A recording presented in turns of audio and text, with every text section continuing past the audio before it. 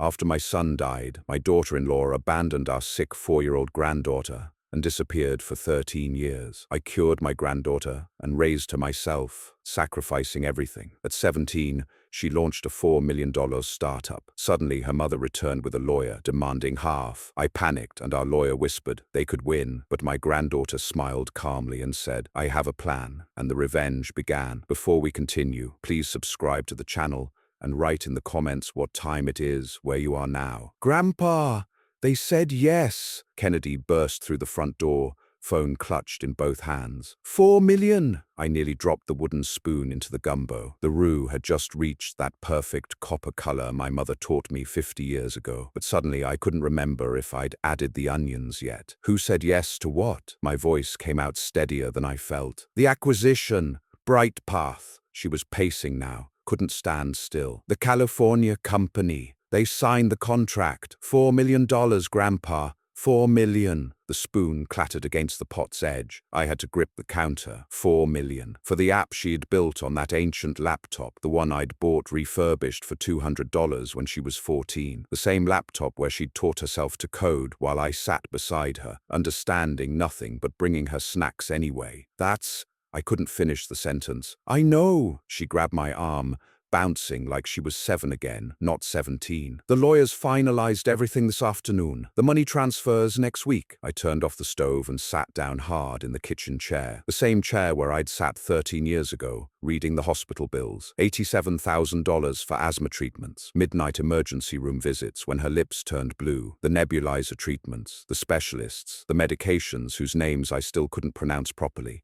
Grandpa? Kennedy knelt beside me. You okay? I'm fine, baby. I took her hands. They were shaking. I'm proud of you. So proud. She hugged me then, fierce and sudden. Over her shoulder, I saw her reflection in the kitchen window. A young woman now, healthy and strong. Every penny of that $127,000, every cent of my pension savings, suddenly felt like the best investment I'd ever made. We ate gumbo at the small table, the one she'd done homework on for years. Kennedy talked about the acquisition team, the lawyers, the financial advisor she'd be meeting. I listened, watching her face glow with excitement, and let myself feel something I hadn't allowed in a long time: relief. 3 days passed. Kennedy met with her financial advisor twice. I returned to my routine, watering the garden, reading on the porch, cooking meals we'd share while she worked on her laptop at the kitchen table. Spring in Atlanta felt gentler that week, like even the weather was celebrating with us. Tuesday afternoon, the doorbell rang. I expected the UPS driver with the books I'd ordered. Instead, I opened the door to a ghost. Alma stood on my porch. 13 years. 13 years since I'd seen my former daughter-in-law, since she'd walked out 3 months after my son Logan died, leaving her 4-year-old daughter behind with a note that said exactly 3 sentences. I can't, sorry, goodbye. She looked different, older, obviously, but maintained. Expensive highlights in her hair, designer bag on her shoulder, manicure fresh and glossy. She wore clothes that cost more than my monthly pension check. Hello, Wilbert. Her voice was smooth, practiced. I heard about Kennedy's success. My throat closed. How did you... TechCrunch article? She smiled, but it didn't reach her eyes. Local teen entrepreneur sells app for millions. They mentioned her name, your neighborhood. Wasn't hard to find the house. She walked past me into the living room without waiting for an invitation, scanned the modest space, the worn couch, the bookshelf I'd built myself, the photographs of Kennedy at every age from 4 to 17. Alma's face appeared in none of them. Nice place, she said, sitting on my couch like she owned it. Small, but nice. I closed the door, my hand still on the knob. What do you want, Alma? I'm Kennedy's mother, Wilbert. She crossed her legs, settled her expensive bag beside her. I think I deserve a share of her success. The words took a moment to process. Deserve? I was young when Logan died, overwhelmed. I needed time to heal, to build financial stability. Her voice had that rehearsed quality, like she'd practiced this speech in front of a mirror. I always planned to come back, but the timing was never right. Now that Kennedy's successful, We can finally be a family again. A family. I repeated the word like it was foreign. I'm thinking 500,000 would be fair as my portion of Kennedy's earnings. She stays with you. I get what I'm owed. Clean and simple. The rage built slowly, starting in my chest and spreading through my limbs. 13 years of midnight hospital visits. 13 years of her birthday parties where Alma's absence hung over every cake, every present. 13 years of answering the question, where's my mom? You want money? I want what's mine, Wilbert. I'm her biological mother. I have rights. You have nothing. I stood, surprised by how steady my voice sounded. You gave up everything when you walked out that door. I was grieving. I couldn't handle a sick child on my own. So you left her with me while you went off to live your life. Alma's expression shifted, tears forming too quickly to be real. You don't understand what it was like, losing Logan, watching Kennedy struggle to breathe. I watched her struggle to breathe every night for years. Where were you, Grandpa? Kennedy's voice cut through the room. She stood in the hallway, leaning against the doorframe, arms crossed. Her face was unreadable. Alma turned, and her whole demeanor changed, softening, smiling, opening her arms. Kennedy, baby, look at you, all grown up. Kennedy didn't move, didn't smile, just watched. We could be a family again, Alma continued, standing, taking a step toward her. I know I made mistakes, but I'm here now. You left me. Kennedy's voice was flat, emotionless. When I was 4 and sick and my dad had just died, you wrote 3 sentences on a piece of paper and disappeared. I was broken, Kennedy. Grief does terrible things to people. Grandpa was grieving too. His son died, but he stayed. Alma's tears vanished. Her face hardened. I'm still your mother, legally, and I have rights to get out of my house. I walked to the front door, opened it. The afternoon sun spilled across the threshold. You can't keep her from me forever, Wilbert. I'm not keeping her from anyone. You left. That was your choice. Live with it. Alma grabbed her designer bag, walked to the door. She paused at the threshold, turned back. Her voice lost all pretense of warmth. You haven't heard the last of this. My lawyer will contact you. The door clicked shut. Silence filled the room like water, heavy and suffocating. Kennedy stepped closer to me, her sneakers quiet on the hardwood floor. She opened her mouth to speak. Grandpa, she said, placing her hand on my arm. She'll be back. She'll be back, Kennedy said, her hand on my arm stopping my spiraling thoughts. She always needs money. The certainty in her tone chilled me. How do you know? Because people like her don't change. Not really. The week that followed moved like cold molasses. Kennedy spent hours on her laptop, researching something she wouldn't discuss. I watched her make phone calls in her room, door half closed, taking notes on a yellow legal pad. When I asked what she was doing, she just said, being careful. I tried to maintain normalcy, cooked meals she barely touched, worked in the garden, pulling weeds with more force than necessary, read the same page of my book 5 times without absorbing a word. Alma's threat echoed constantly. My lawyer will contact you. Tuesday morning, exactly 1 week later, I was making coffee when the doorbell rang. Through the frosted glass panel in the door, I saw 2 silhouettes. My stomach dropped. I knew before I opened it. Alma stood beside a woman in a sharp navy suit, leather briefcase in hand, calculating eyes that assessed me in one sweep. Professional predator. Mr. Patterson, the suit spoke first, her voice crisp. I'm Valerie Johnson, attorney at law. I represent Ms. Carter in a family matter concerning your granddaughter. She didn't wait for a response. Pushed past me into the living room like she owned the place. Power move. I'd seen it before in my social work days. Lawyers who used physical space as intimidation. Alma followed, sat on my couch without asking, crossed her legs, smug, entitled. She said nothing, just watched with a small smile playing at her lips. Valerie extracted documents from her briefcase with practiced efficiency. Thick packet, official seals, legal headers that made my chest tighten. You're being served notice of a petition filed in Fulton County Family Court. She handed the papers to me. My hands shook. The text blurred, but certain numbers and phrases jumped out like attacks. $500,000. Compensation for lost parenting years. Restoration of parental rights. Financial access regarding minor dependent. Ms. Carter seeks restoration of her parental rights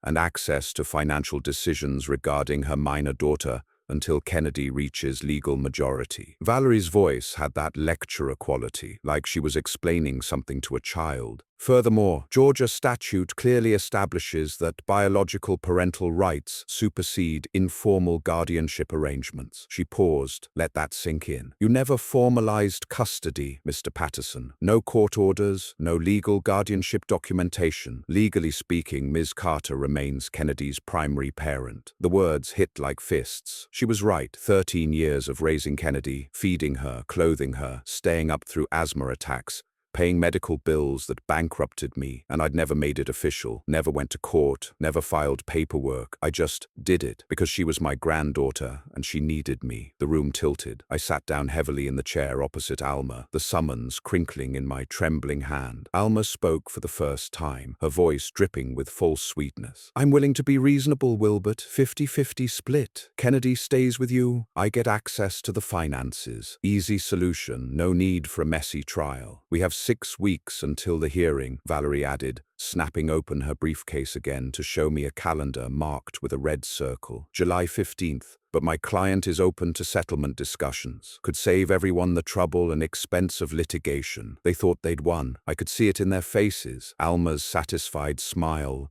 Valerie's confident posture. They'd done their homework, found the gap in my protection of Kennedy, and were moving in for the kill. When's the court date? Kennedy's voice cut through the room like a blade. She stood in the kitchen doorway, arms crossed, face perfectly calm, not scared, not angry, calculating. She'd been listening the entire time. Valerie's confident smile faltered. 6 weeks from today, July 15th. But as I was explaining to your grandfather, we'll see you in court. Kennedy walked forward, placed a hand on my shoulder. The touch steadied me, anchored me when I was drowning. She looked directly at Alma, then at Valerie, a gaze level and unflinching. My grandfather raised me, Kennedy said, her voice low and controlled. Fed me, paid for my medicine when I couldn't breathe. He gave up everything, his savings, his retirement, his life, so I could have a future. She focused on Alma. You left. You walked out when I was 4 years old and sick, and my father had just died. Your choice. Now you want money? Fine. Let a judge decide who deserves what. Valerie's professional mask slipped slightly. Young lady,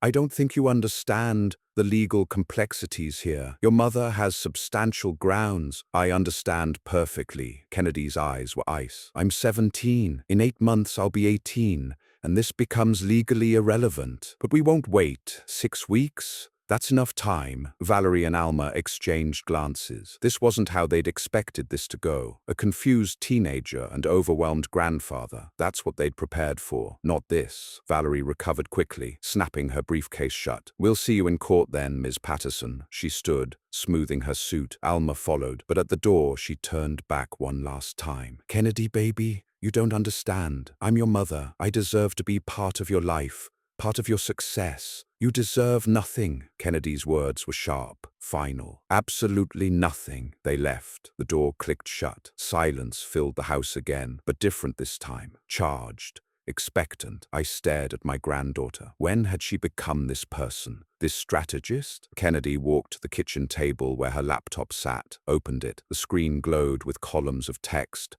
saved documents, PDF files organized in folders with labels I couldn't quite read from where I sat. Grandpa, she said, turning to look at me. I've been preparing for this since the TechCrunch article published. I knew she'd come. People like her always do. She pulled out the chair beside me, sat down, turned the laptop screen in my direction. I need you to trust me. Can you do that? I looked at the screen. Legal documents, Georgia family law statutes, court filing procedures, email exchanges with someone named Marcus Chen, attorney, according to his signature line. Kennedy, what is all this? Everything we need to win, she said quietly. But Grandpa, we're not just going to win. We're going to make sure she never tries this again, with us or anyone else. Kennedy had explained her plan for 2 hours. Charts, documents, timelines pulled from legal databases and precedent cases. She'd thought of everything. Witnesses, medical records, documented proof of my sole guardianship. But after she went to bed around 11, I couldn't sleep. The summons still sat on the counter, official and threatening despite Kennedy's confidence. I pulled the photo albums from the hall closet, boxes I hadn't opened opened in years. Dust covered the top one. I wiped it away with my sleeve, carried it to the kitchen table. October 2011. The spine cracked when I opened it. First page, Logan in his classroom, pointing at a timeline on the wall. Students' faces turned toward him, engaged. 3 weeks after that photo, he was gone. Heart attack, sudden and complete. He'd been teaching about the civil rights movement when he collapsed. Students called 911 immediately, started CPR like they'd learned in health class. The ambulance arrived within minutes. None of it mattered. Logan was 34. No warning signs. No family history, just gone. The hospital called me at the community center where I worked. A social worker with that professional sympathy voice. "Mr. Patterson,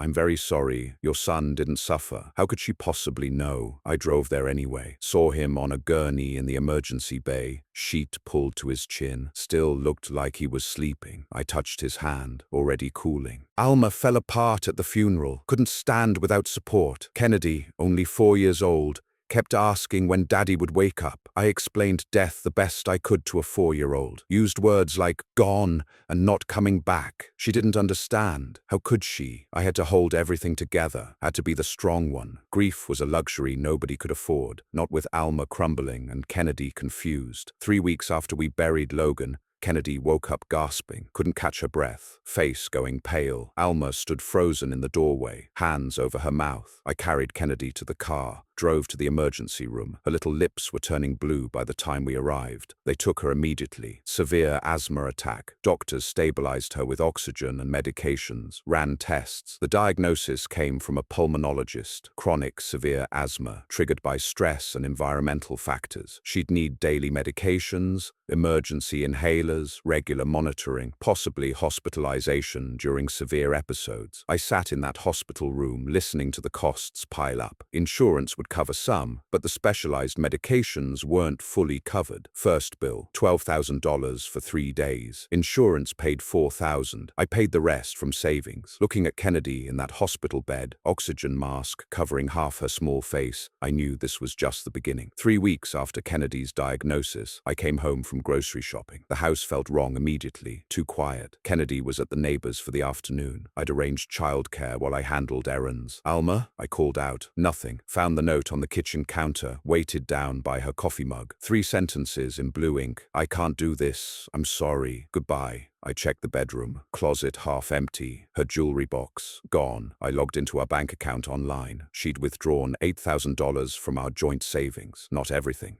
Like she wanted to leave me something to survive on. How considerate. I stood in the kitchen, note in hand, and felt nothing. No surprise. She'd been withdrawing emotionally for weeks. This was just the official exit. Kennedy was mine now, completely mine. My responsibility, my purpose. The years after that blurred into a rhythm of survival. Midnight drives to the emergency room. Kennedy struggling to breathe in the back seat. Hospital waiting rooms at 3 in the morning. Medical bills stacking up. $87,000 total over 13 years. Insurance covered maybe half. I paid the rest. Sold our house in the better neighborhood.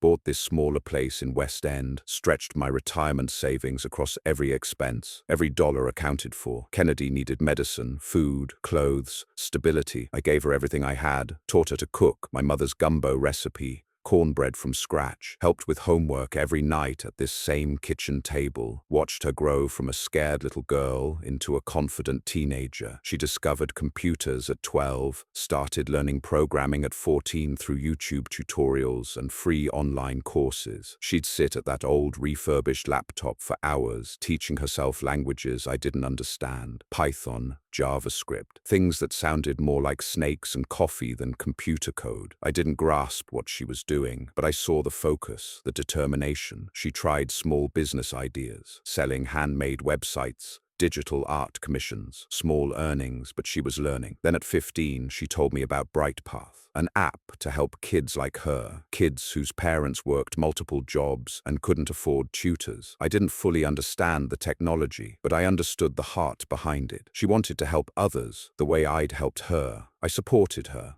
encouraged her, believed in her even when the project seemed impossibly ambitious. I closed the album, The kitchen had grown lighter, dawn approaching. Hours had passed while I sat here reliving 13 years. I'd lived through it once in real time. Living through it again in memory felt like reopening wounds that never fully healed. But something had shifted. The fear I'd felt when Valerie handed me that summons yesterday, it was gone, replaced by cold clarity. Alma had made her choice 13 years ago, walked away from a sick child because it was inconvenient, took money meant for Kennedy's care and spent it on building her new life, never sent child support, never called on birthdays, never checked if Kennedy was still breathing. And now she wanted more, wanted to claim credit for success she had no part in building. I looked at Kennedy's closed laptop on the counter, still humming with stored potential. My granddaughter had seen this coming, had prepared for months while I remained oblivious. She was more ready than I'd ever been. The bedroom door creaked, Kennedy's footsteps in the hallway. She appeared in the doorway, hair messy from sleep, eyes alert despite the early hour. "Couldn't sleep either?" she asked quietly. "Just thinking," I said. She nodded, understanding without needing explanation. "Let me make breakfast. We should talk." Kennedy moved to the stove before I could protest, pulled eggs from the refrigerator, cracked them into a bowl with practiced efficiency. I'd taught her to cook in this kitchen. Now she was taking care of me. The role reversal wasn't lost on me. She whisked eggs, melted butter in the pan, worked in comfortable silence. The kind of silence you only have with family who knows you completely. Toast popped. She buttered it, plated everything with care, poured coffee. We sat across from each other at the same table where she'd done homework for years, where I'd helped her master multiplication tables, where we'd celebrated her first website sale. She took a breath. "I need to tell you about BrightPath.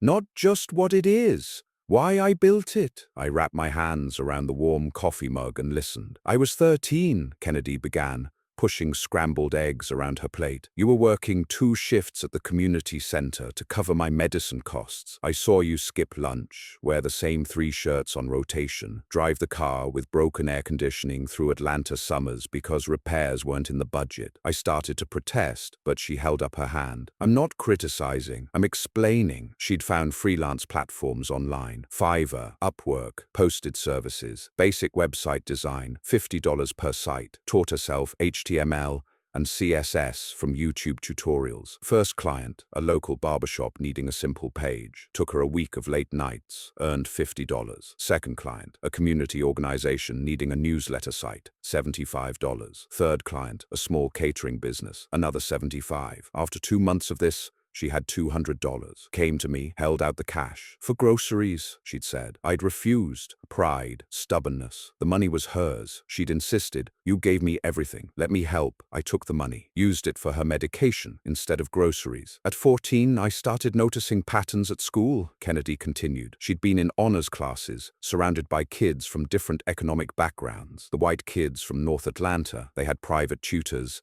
SAT prep courses, college counselors. The black kids from West End and East Atlanta were just as smart, but had none of that support. Parents working constantly. Single parents stretched impossibly thin. Grandparents like me doing their best with limited resources. "I watched my friend Marcus fail algebra," she said quietly. "Not because he wasn't smart, because his mom worked night shifts and couldn't help with homework. He asked me for help, but I couldn't be there every evening." That's when the idea sparked. What if there was an app, accessible educational support for kids who couldn't afford traditional tutoring? She started researching artificial intelligence, machine learning, educational technology, all through free resources. YouTube became her university. Development took 2 years. Kennedy worked on it every evening after homework, weekends, summers. She learned programming languages, Python for AI, Swift for iOS development, JavaScript for web interfaces, found open-source AI models she could modify and improve. She reached out to successful African-American professionals through LinkedIn, asked them to volunteer as mentors through the platform. Many said yes, teachers, engineers, lawyers, doctors. They understood the gap she was trying to fill. At 16,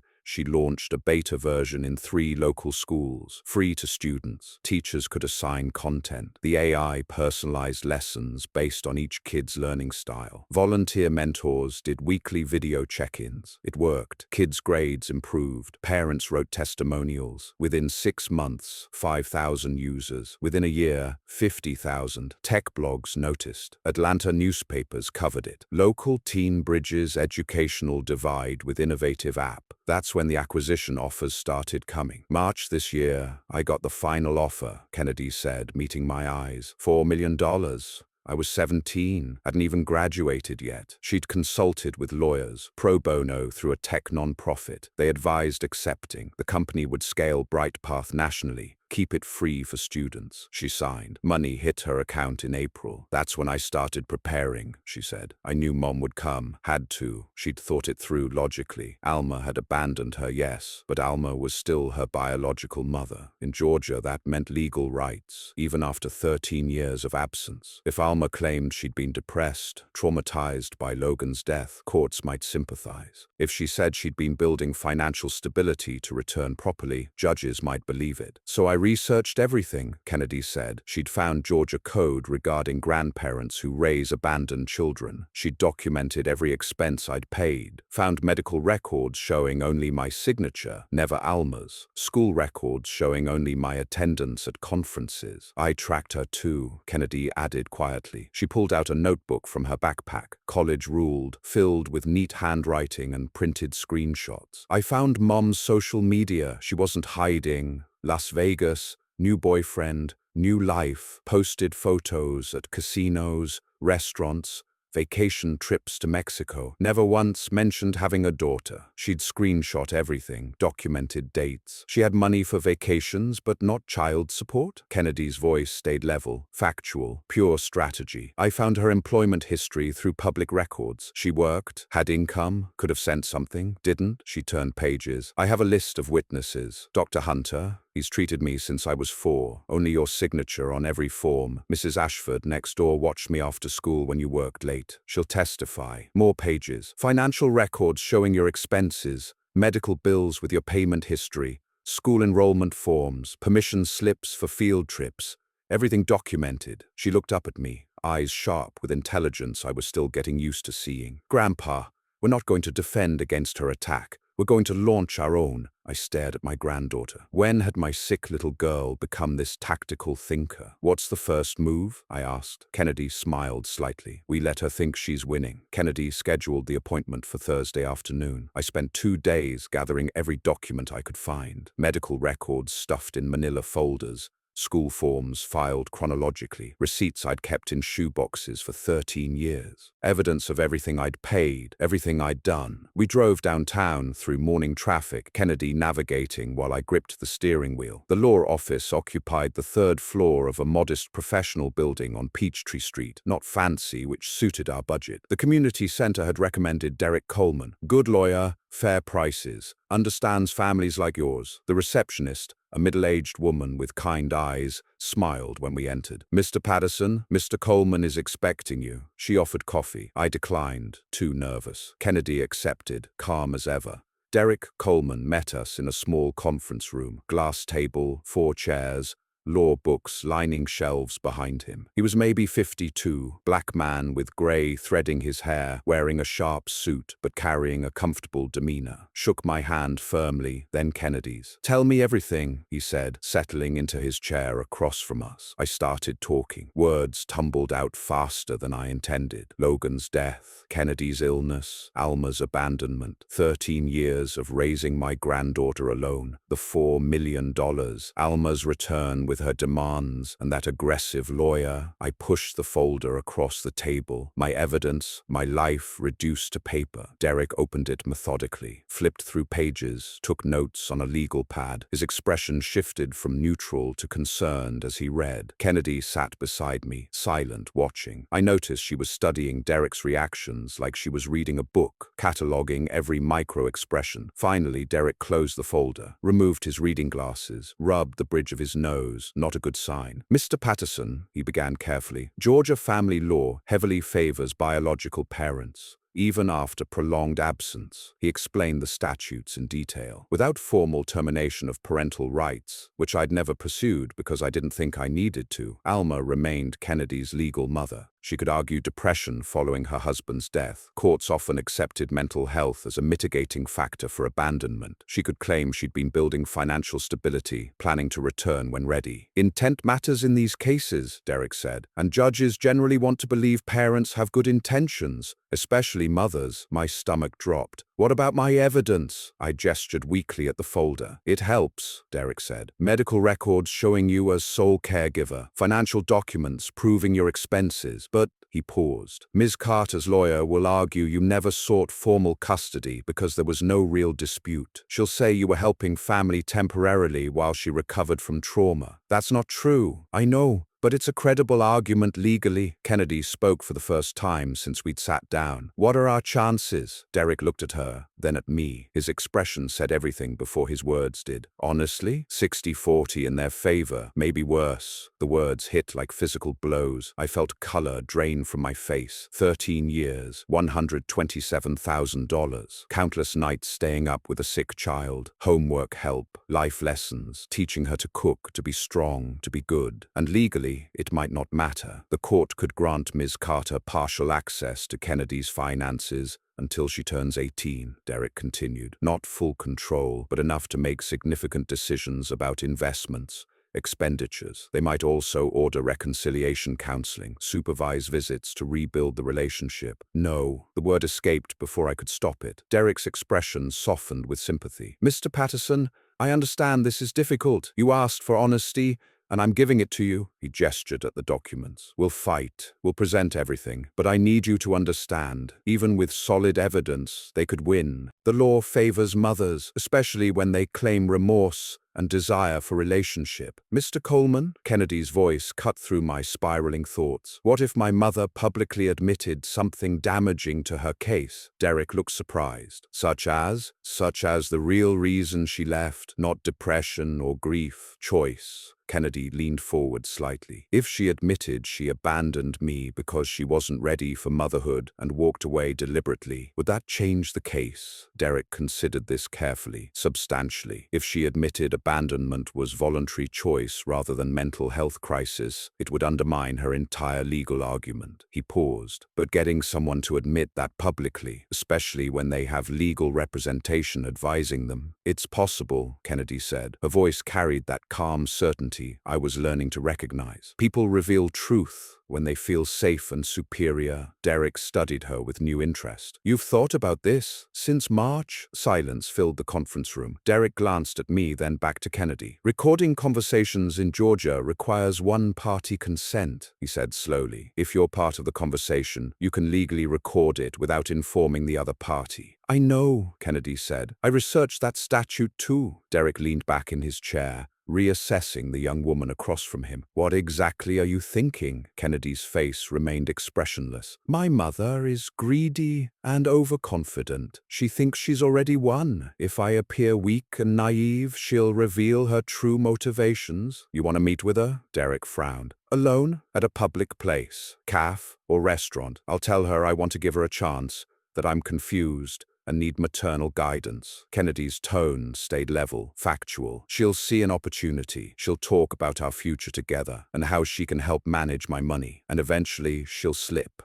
Reveal the truth. This is risky, Derek said. If she realizes you're manipulating her, she won't, because she doesn't think I'm smart enough to manipulate anyone. She abandoned me when I was 4. In her mind, I'm still a helpless child. Derek looked at me. Mr. Patterson, you're comfortable with this? I stared at my granddaughter. When had she become this person, this strategist who thought 3 moves ahead of everyone else? If Kennedy thinks it'll work, I said slowly. Kennedy turned to me. Trust me, Grandpa. I know her better than she knows herself. Derek tapped his pen against his legal pad, thinking. What exactly are you planning to say to her? Kennedy explained her strategy during the drive home from Derek's office. I'll appear vulnerable, she said, eyes on the road ahead. Make her think I'm confused, looking for maternal guidance. She'll see an opportunity and take it. I gripped the door handle. I don't like you meeting her alone. I know. But if you're there, she'll be defensive, guarded. She needs to feel superior and safe. Kennedy glanced at me. Grandpa, I understand her psychology. She abandoned me because I was inconvenient. Now I'm profitable. She'll reveal her real motivations if she thinks I'm too naive to recognize them. My hands wouldn't stop shaking. 13 years protecting her. And now I had to let her walk into danger alone. When? I asked. Tomorrow. I'll call her tonight to set it up. She pulled into our driveway. Trust me. That evening, Kennedy called Alma from the kitchen phone. I stood in the hallway listening. Kennedy's voice had transformed. softer, uncertain, younger than her 17 years. Alma, it's Kennedy. Pause. I've been thinking about what you said, about family. I'm really confused about everything. The money, the court situation, Grandpa being upset. Could we talk? Just you and me. I heard Alma's eager response through the phone, muffled but enthusiastic. Kennedy had hooked her immediately. Maybe coffee? Tomorrow? Kennedy's voice carried just the right note of hesitation. There's a cafe in Midtown I like. Quiet place where we can really talk. She listened. No, just us. No lawyers, no grandpa. I need to understand this myself, Make my own decisions. Another pause. Noon? That works. I'll text you the address. Kennedy ended the call, set the phone down carefully on the counter, turned to face me, her expression completely blank. No emotion whatsoever. The vulnerable girl from the phone conversation had never existed. She'll come, Kennedy said in her normal voice. She thinks I'm an easy target. Next morning, I couldn't eat, couldn't sit still, paced the living room while Kennedy prepared in her bedroom. She emerged, dressed carefully, faded jeans, plain grey t-shirt, minimal makeup, young, unthreatening. She'd pulled her hair into a simple ponytail, looked like any high school student, not a $4 million entrepreneur. She tested the recording app on her phone 3 times, checked audio quality, confirmed storage capacity, practiced starting and stopping it smoothly. Georgia's a one-party consent state, she reminded me, though she'd explained it twice already. I'm part of the conversation. The recording is completely legal. I could sit in my car nearby, I offered. Outside the cafe?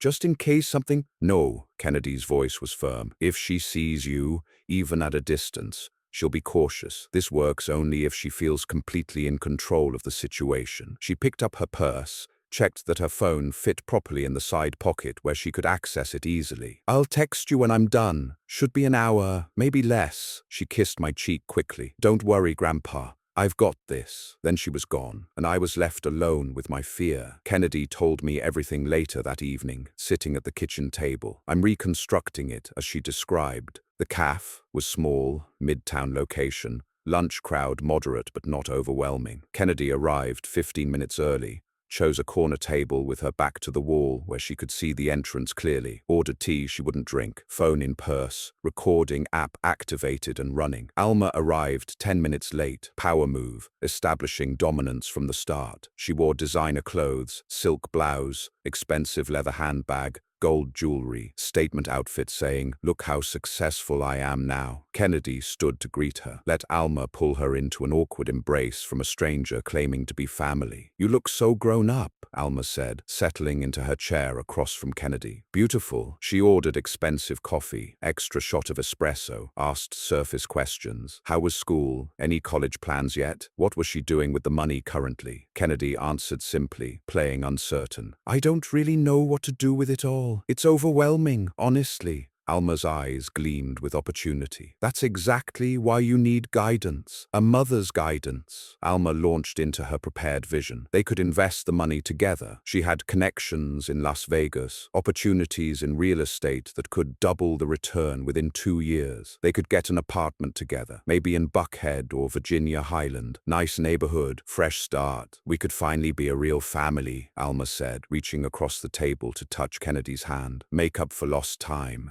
Kennedy didn't pull away, played the role perfectly. "I wish I'd had you growing up," she said softly. "It was hard sometimes, especially when I was sick and couldn't breathe properly." Alma's expression flickered. "Guilt? No," Kennedy told me later. "Calculation. Determining how to respond to maintain her advantage." "I know, baby, and I'm truly sorry about that." Alma's voice carried practiced sympathy. "But I had to take care of myself first, get myself stable. You understand that, right? I couldn't help anyone if I was falling apart." Kennedy nodded encouragingly, then asked the critical question. "Why did you leave back then, after Dad died?" Alma relaxed, sensing the conversation was safe territory, sensing victory. "I wasn't ready for motherhood," she said simply, almost casually, "especially with a sick child who needed constant medical attention and care. I was young, overwhelmed by everything. I needed to live my life, figure out who I was as a person." She squeezed Kennedy's hand. "But that's all in the past now. You're grown, successful, independent. We can build something real together going forward. Kennedy maintained her performance flawlessly. I understand, she said, voice gentle and accepting. It must have been really hard for you back then. Alma smiled with relief, thought the difficult part was finished, thought she'd won her daughter over. They talked logistics, meeting again soon, discussing specific investment strategies, maybe dinner next week with Alma's financial advisor friend. Kennedy agreed to everything with appropriate enthusiasm. After 45 minutes, Alma checked her watch. I have an appointment downtown, but I'm so glad we did this, Kennedy. This is the beginning of something wonderful for both of us. They stood. Another awkward hug, initiated by Alma. Alma left first, confidence evident in every step she took. Kennedy counted to 60, paid for both drinks. Nice touch, she explained later. Made her look gracious and mature. Walked to her car, parked a block away on a side street. Inside, doors locked. She stopped the recording, checked the file. 47 minutes. Crystal clear audio quality throughout. She sat for a moment with her hands on the steering wheel. The vulnerable girl disappeared completely. Her face returned to that expressionless mask I'd learned to recognize. Strategic, calculating, satisfied. She'd gotten exactly what she needed. She texted me, coming home.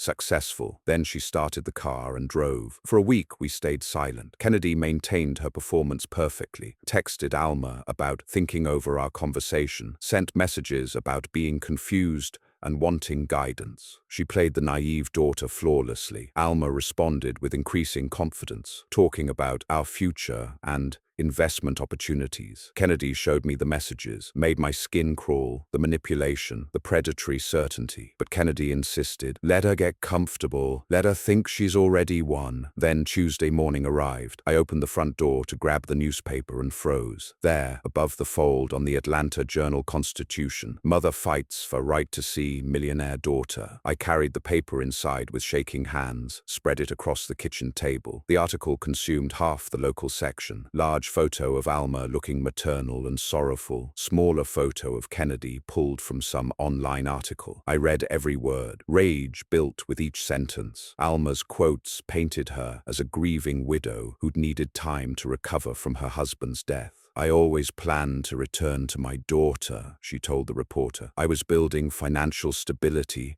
so I could properly provide for her. She claimed I'd blocked her access and poisoned Kennedy against her, called me controlling and potentially toxic, said Kennedy was under my undue influence and couldn't make truly independent decisions about her finances or relationships. Not one word about abandoning a sick 4-year-old. Not one mention of 13 years of complete silence. The reporter hadn't even contacted me for comment. They'd run entirely with Alma's fabricated version. The article concluded with Alma's tearful plea, I just want my daughter back. Every mother deserves that chance. By midday, the whispers started. At the grocery store, people recognized me, turned away whispering. Some looked sympathetic. Others looked suspicious, like they'd discovered something dark lurking beneath my respectable exterior. Walking back to my car, I watched neighbors I'd known for years cross the street rather than greet me. Gloria Ashford came to the house that afternoon, newspaper clutched in her hand. Wilbert, you know I don't believe a word of this, she said firmly. I was here. I saw you raise that child alone through everything. Her support meant the world. But she added quietly, some folks are talking though. That article was convincing to people who don't know the full story. After she left, I stood on my porch watching the neighborhood. A place I'd lived for 13 years suddenly felt hostile. My phone rang twice. Old friends from the community center, asking if I was okay, in tones suggesting they half believed Alma's version. 13 years of building a life here, and one newspaper article threatened to destroy it. I found Kennedy at the kitchen table, reading the article on her laptop. She looked up, face expressionless. You've seen it, she stated. I want to call them, demand they print my side. They didn't even ask for— No. Kennedy's voice was calm but absolutely firm. Grandpa, this is exactly what we want. How is this what we want? She's destroying my reputation. Kennedy pulled up the article on her screen. Look at her specific claims. She says she always planned to return and was building financial stability. We have her recorded explicitly admitting she wasn't ready for motherhood and needed to live her own life. Her public lies directly contradict her private truth. She clicked to another tab, the recording transcript she'd carefully typed out. In court, we show the newspaper article, then play the recording. The judge sees she's willing to lie publicly to look good. It destroys her credibility on everything. I sat heavily in the chair across from her. What if people believe her? Some will, Kennedy admitted. But the court cares about documented evidence, not public opinion. Let her lie. Every false claim she makes helps our case. That afternoon, a process server arrived at the door. More official papers. Valerie Johnson had filed an emergency motion in Fulton County Family Court. I read it with growing horror. She was requesting immediate freeze of $1 million from Kennedy's account, claiming I was exerting undue influence over a vulnerable minor, and the money needed court protection until the custody matter resolved. The motion actually cited the newspaper article as evidence of my controlling behavior and Alma's legitimate maternal concerns. It argued Kennedy, at 17, couldn't make sound financial decisions under the domination of her grandfather, who had isolated her from her biological mother. They'd scheduled a hearing for the next morning. Emergency status granted because of the significant sum at risk of dissipation. I handed the papers to Kennedy. They're going after your money directly now. She scanned the motion, completely unfazed. Expected move. Valerie's smart. She's leveraging the article to justify financial control. Can they actually freeze your account? Partially, probably, but it's temporary until the case resolves. Kennedy set the papers down. It's a tactical escalation. Shows the judge they're serious about protecting my interests. The hearing happened the next morning. Derek represented us in a small courtroom. Valerie argued passionately about protecting Kennedy's best interests from my alleged manipulation. She presented the newspaper article as Exhibit A, claimed I might dissipate assets to prevent Alma from receiving her rightful maternal share. The judge, older black woman with a stern expression, listened to both sides carefully. Derek countered that Kennedy was financially sophisticated, had successfully sold a business, had her own legal counsel overseeing the acquisition terms. But judges err on the side of caution with minors and large sums of money. Her ruling came swiftly. I'm ordering a partial freeze. $500,000 will be held in court-supervised escrow until this matter fully resolves or Ms. Patterson reaches her 18th birthday in October. Whichever occurs first. The gavel struck. Valerie smiled. A partial victory was still a victory. We left the courthouse in silence. I couldn't speak. Everything was collapsing. The newspaper article poisoning my reputation. The community's growing doubt. Now half of Kennedy's money frozen by court order. Alma was winning. At home, I collapsed into my chair, staring at the court order in my hands. Kennedy sat beside me on the couch. Grandpa, the plan isn't working, I said flatly. She's winning. Your money's frozen. My reputation's destroyed. Maybe we should consider settling. Give her something reasonable and end this. No. Kennedy's voice cut through my despair like steel. This is part of the plan. How is losing part of the plan? She turned to face me directly. Because now she's overconfident. She thinks victory is inevitable. That's when people make their biggest mistakes. I looked at my granddaughter, desperately wanting to believe her. Trust me, she said quietly. The next morning, Kennedy sat at breakfast with her notebook, pages filled with names, addresses, specific tasks organized in neat columns. We have 4 weeks until the trial, she said, pushing a cup of coffee toward me. Time to build our case properly. She'd already consulted extensively with Derek about what evidence courts value most in custody disputes. Medical records proving sole caretaking. Witness testimony demonstrating abandonment and devotion. Financial documentation showing long-term commitment. Social proof of the absent parent's alternative life. I'll handle the investigative work, Kennedy said. You handle gathering documents and coordinating witnesses. Derek makes sure everything's legally admissible. She handed me a printed list. Start with Dr. Hunter this morning. Request complete medical records dating back to 2011. Her certainty steadied me. After yesterday's crushing despair, purposeful action felt like oxygen returning to my lungs. We had work to do. Dr. Samuel Hunter's office occupied a modest medical building in East Atlanta. I'd been bringing Kennedy here for 13 years. First for her severe asthma, lately for routine checkups. The receptionist recognized me immediately. Mr. Patterson, Dr. Hunter mentioned you'd be coming by. He met me in his private office. Man in his late 50s, kind face weathered by years of caring for sick children. Kennedy called yesterday, explained the legal situation," he said, gesturing to a thick folder on his desk. I pulled her complete file. The medical records told their own story. Every appointment since October 2011, Kennedy's name at the top of each form, my signature as legal guardian at the bottom, emergency visits documented, 2 a.m. asthma attacks,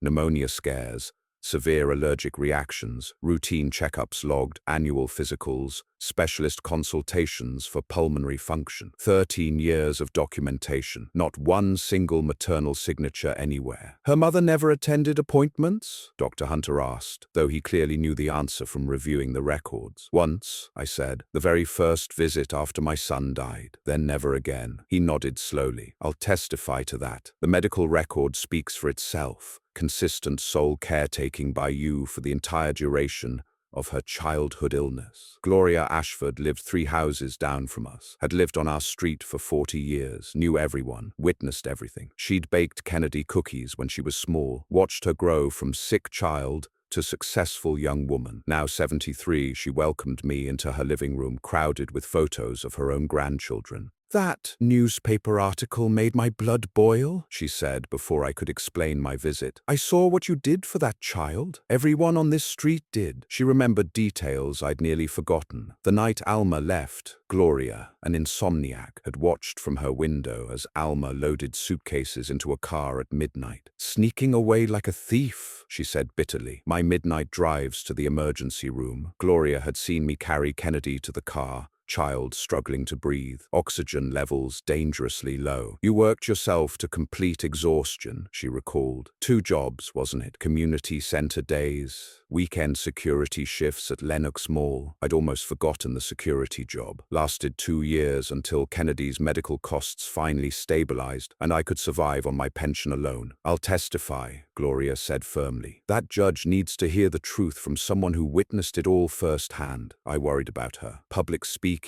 aggressive cross-examination, courtroom stress. "I raised 5 children," she said. "I can handle one fancy lawyer." Back home, I spent 2 full days organizing 13 years of financial documents, bank statements from accounts I'd nearly emptied, receipts stored in shoeboxes, some faded but all carefully saved, medical bills filed in manila folders, sorted chronologically by year. Kennedy taught me how to create a spreadsheet on her laptop, patient with my Hunt and Peck typing style. Medical expenses totaled $87,000, hospital stays for acute asthma episodes, $12,000 each, 5 separate admissions, daily medications, $300 monthly, adding to $50,000 over 13 years, specialist consultations, emergency room visits, nebulizers, inhalers, oxygen equipment, living expenses beyond medical, Kennedy's clothing as she grew, school supplies every fall, birthday presents, food for a growing teenager, one used car when she turned 16, $4,000, necessary for her growing independence. Total withdrawn from my retirement account, $127,000. The numbers told an irrefutable story. Steady, continuous, deeply committed financial support. This wasn't temporary family help. This was raising a child completely. Kennedy reviewed my work carefully. "This is perfect, Grandpa. Shows an unmistakable pattern of sole financial support over 13 years. She saved the file. "Derek will use this to calculate what Alma actually owes you for child support she never paid." We met Derek at his office, arms loaded with folders and printouts. He spent a full hour reviewing everything methodically. Medical records spread across his conference table. Gloria Ashford's handwritten statement, financial spreadsheet displayed on his laptop screen. "This is genuinely strong," he said finally. "Medical records are particularly compelling. Clear documentation of sole caretaking throughout a serious chronic illness." He flipped through Dr. Hunter's detailed notes. "Emergency visits at 2 a.m., 3 a.m., consistent signature. A judge will immediately understand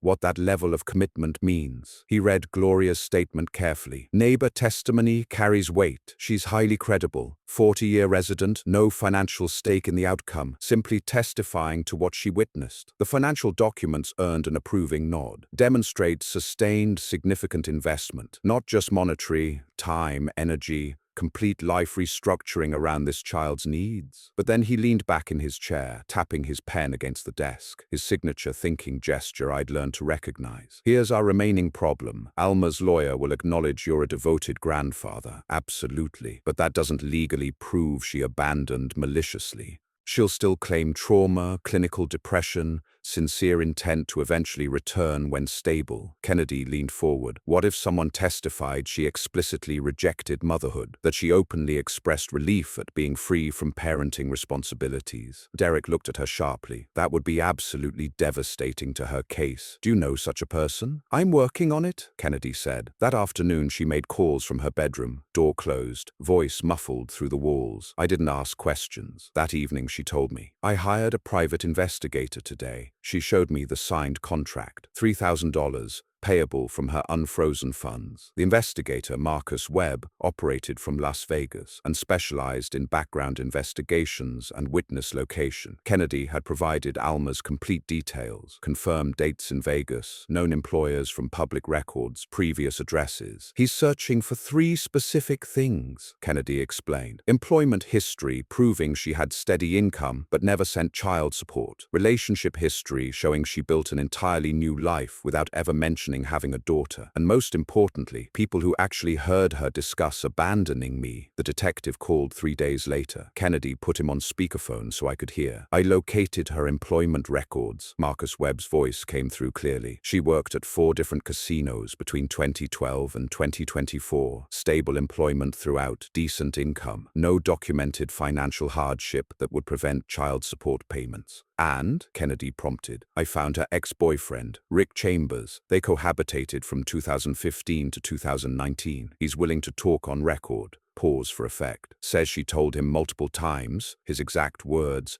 that she was relieved to be done with parenting responsibilities, that she'd successfully escaped from her old life and wasn't looking back. I stared at the phone in disbelief. He'll actually testify to that in court? I asked. For reasonable financial compensation and covered travel expenses from Vegas? Absolutely. He's got no remaining affection for her. She apparently emptied his bank account when she finally left him. Kennedy smiled slightly. Send me his complete contact information. The weeks before trial passed in preparation. Derek rehearsed our testimony, reviewed evidence packets, anticipated Valerie's tactics. Kennedy remained calm, working through strategy documents with methodical precision. I barely slept. Then the morning arrived, mid-August, heat already rising off Atlanta pavement. We climbed the courthouse steps together. Kennedy wore a professional navy dress that made her look older than 17. Derek carried his briefcase like a weapon. I wore my only suit with a borrowed tie. Security checkpoint, metal detectors, echoing marble hallways. I saw Alma across the lobby with Valerie.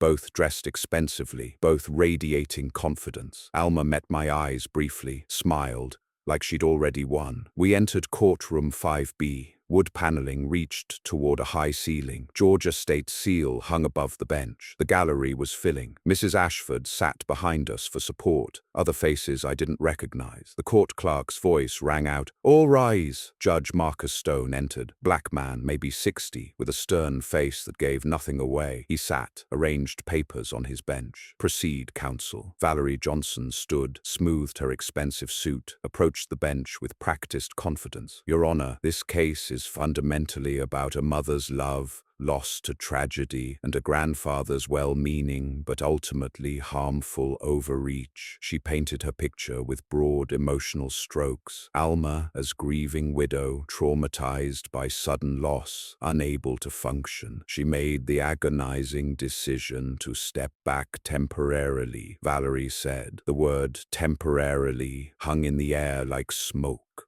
But she never stopped loving her daughter, never stopped planning to return. Valerie gestured toward Alma, who dabbed at her eyes with tissue. Meanwhile, Mr. Patterson, doing his best, certainly, created a situation where reconciliation became impossible. He isolated Kennedy from her mother, controlled her finances, prevented any possibility of contact. Lies layered smoothly on lies. My client seeks modest compensation for lost parenting years and the opportunity to rebuild a relationship with her successful daughter. Valerie sat. Some people in the gallery nodded. It sounded reasonable if you didn't know the truth. Valerie called Alma to the stand. She walked slowly, head down, the picture of remorse, placed her hand on the Bible for swearing in, sat with shoulders curved inward, vulnerable. "Tell us about the day your husband died." Alma's voice broke immediately. It was sudden. One moment he was teaching, the next he was gone. I completely fell apart. Tears streaked her makeup, real or practiced, impossible to tell. And Kennedy's diagnosis? when they said severe asthma,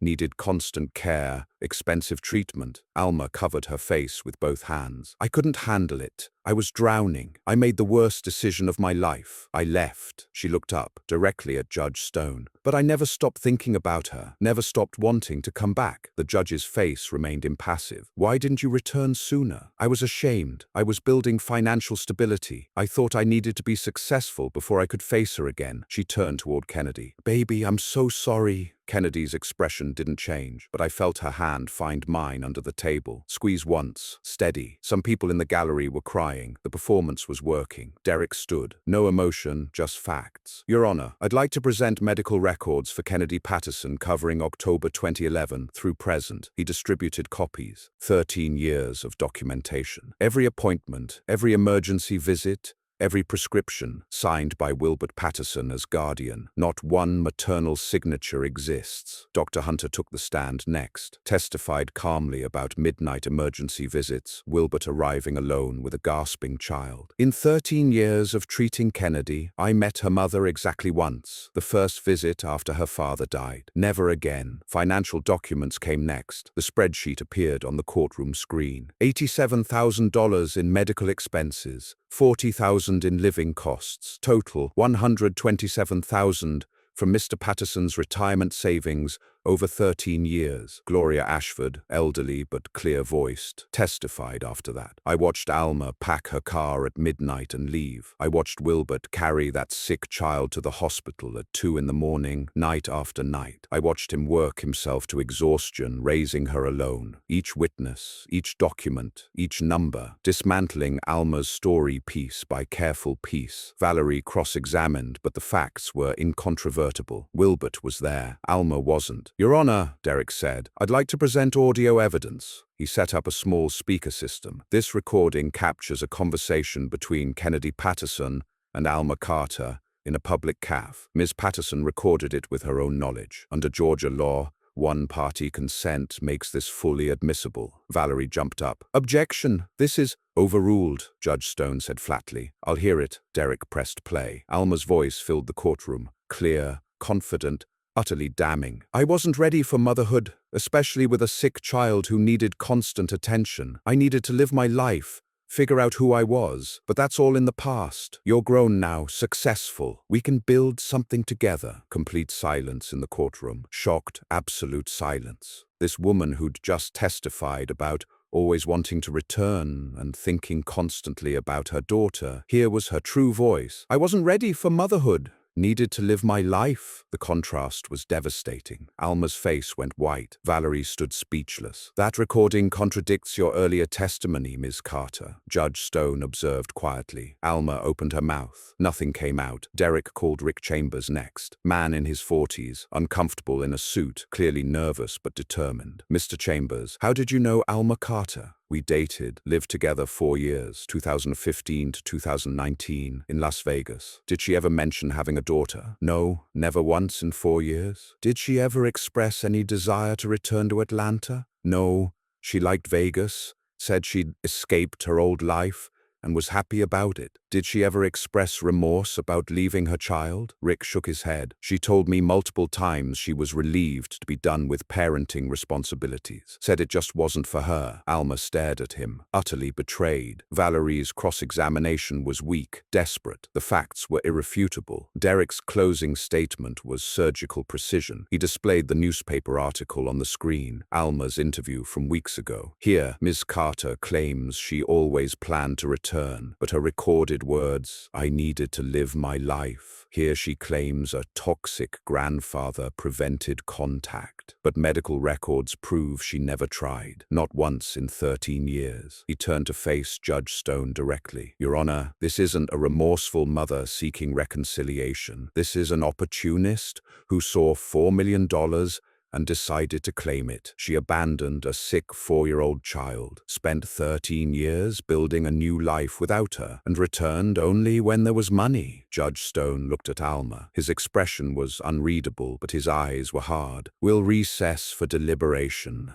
I'll announce my decision in 1 week. His gavel struck the bench with finality. The week crawled by like a wounded animal. Kennedy returned to coding projects, maintaining focus through routine work. I couldn't eat properly, couldn't sleep, replayed the trial constantly. Alma's tears, the recording, Rick Chambers' testimony. Mrs. Ashford called daily. Have faith, she'd say. Truth won in that courtroom. Thursday arrived. Verdict day. We dressed carefully. Kennedy in the same professional outfit, me in my suit. Drove to the courthouse in heavy silence. Parked in the same spot. Climbed those steps again. This time ascending felt different. Lighter somehow. Courtroom 5B filled quickly. Mrs. Ashford sat behind us. Same seat as before. Other neighbors appeared. Some who'd doubted me after the newspaper article, now here to witness the outcome. Alma and Valerie arrived separately, no longer moving in coordination. Valerie's confidence had evaporated. Her briefcase looked heavy, her movements uncertain. Alma appeared smaller somehow, defeated before the verdict was even read. They sat at their table without looking toward us. The clerk entered. All rise. Judge Marcus Stone emerged from chambers, carrying a folder. His written decision, several pages thick. He sat, arranged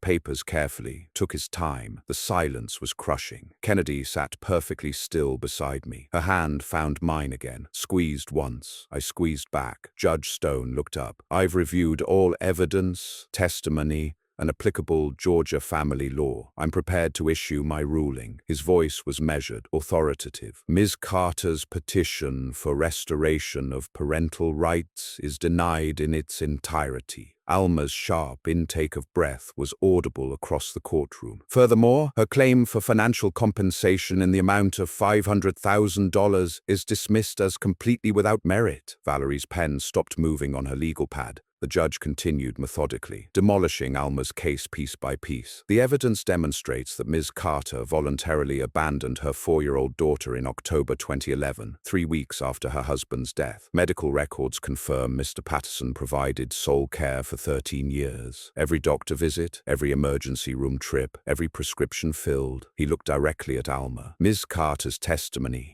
claimed she left due to overwhelming grief and trauma. However, the audio recording of her own words contradicts this entirely. She stated clearly, I wasn't ready for motherhood, especially with a sick child. I needed to live my life. The words hung in the air. This is not a description of trauma. This is a description of choice. Ms. Carter chose to leave, chose to have no contact for 13 years, and chose to return only when her daughter acquired significant wealth. Judge Stone wasn't finished. Moreover, Mr. Patterson filed a counterclaim for expenses incurred raising Kennedy Patterson. The court finds this claim has substantial merit. My heart stopped. Kennedy's hand tightened on mine. Financial records demonstrate Mr. Patterson spent approximately $127,000 from his retirement savings over 13 years. While the court cannot award the full amount due to statute of limitations, the court awards Mr. Patterson $50,000 as partial compensation for documented child-rearing expenses. $50,000, not everything, but acknowledgement, validation. Additionally, the court orders Ms. Carter to pay all court costs in the amount of $15,000. Alma made a sound, half sob, half gasp. The court also hereby recognizes Wilbert Patterson